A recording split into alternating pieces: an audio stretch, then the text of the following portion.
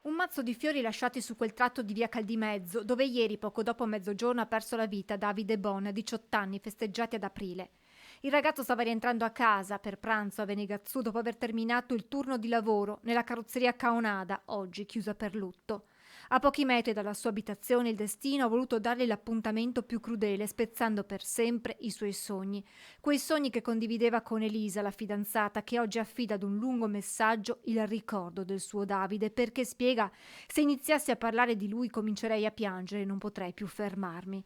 Tutti devono sapere che persona magnifica fosse. Era buonissimo, chi lo conosceva gli voleva bene, avrebbe fatto ogni cosa per rendere felice una persona a cui teneva. Una storia, la loro, nata quasi un anno fa, il primo vero amore per entrambi. Era la mia metà, mi chiamava sempre Bebecittà, io per lui ero la sua Bebecittà. Non so esattamente cosa significasse, ma era come per dire che ero la sua bambina, ero casa. Anche in uno degli ultimi messaggi mi ha scritto, continua sempre la diciassettenne: Ehi bebe. Ci mandavamo sempre cuori bianchi, il colore della purezza. Ogni mattina e ogni sera mi dava la buonanotte o il buongiorno. Mi manca già tantissimo, ma almeno custodisco tanti ricordi insieme, come l'ultimo, quando lo scorso weekend siamo andati verso Trento con la mia famiglia, che lo considerava come un figlio.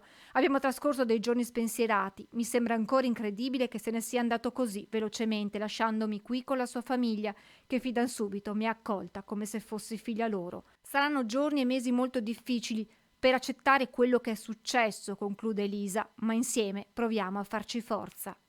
La morte di Davide ha travolto l'intera comunità di Volpago e la frazione di Venegazzu, dove il ragazzo viveva con i genitori e il fratello. Un dolore troppo grande da descrivere, anche per il sindaco Guizzo. Una cosa che lascia letteralmente basiti, un ragazzo di 18 anni, non riesco a pensare quale sia lo stato d'animo dei genitori, che deve essere veramente una cosa devastante. Nelle prossime ore potrebbe essere fissata la data dei funerali, che probabilmente saranno celebrati nella chiesa di Venegazzu.